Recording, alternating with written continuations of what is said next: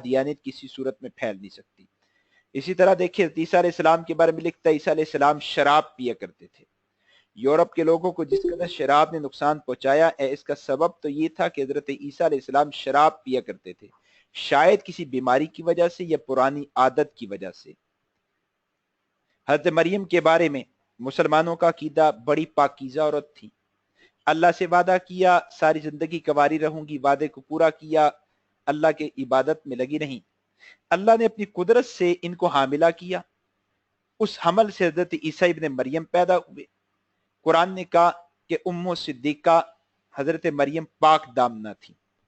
مریم نے خود کہا لم یمسسنی بشر ولم اک بغیہ، سورہ مریم میں آیا کہ مجھے کسی مرد نے نکاح کی صورت میں بھی نہیں چھوا اور میں نے کوئی غلط کام بھی نہیں کیا۔ مرزا غلام قادیانی کیا کہتا ہے؟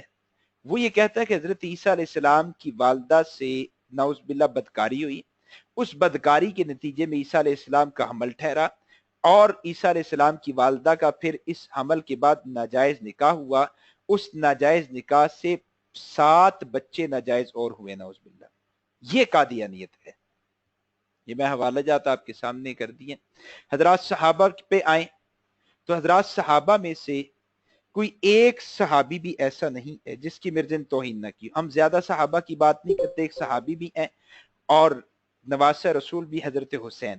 مرزا قادیانی حضرت حسین کے ساتھ مقابلہ کرتا ہے اور کہتا ہے اسلام پر یہ ایک مصیبت ہے، کیا؟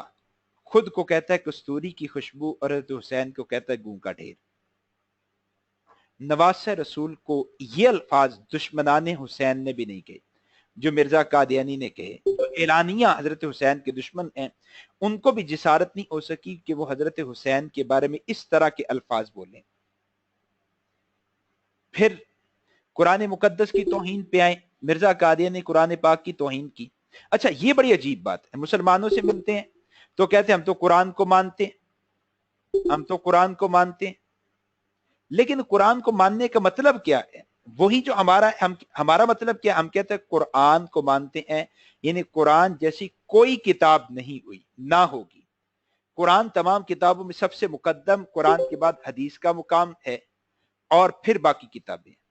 مرزا قادیانی یہ نہیں کہتا، وہ یہ کہتا ہے قرآن کو مانتا ہوں، قرآن سب سے مقدم ہے، لیکن قرآن کے بعد حدیث نہیں، قرآن کے بعد میری کتاب تذکرہ، میری وحییں ہیں اور ان کا مقام، میری وحیوں کا، میری کتابوں کا مقام قرآن کے برابر ہے۔ چنانچہ مرزا قادیانی کی کتاب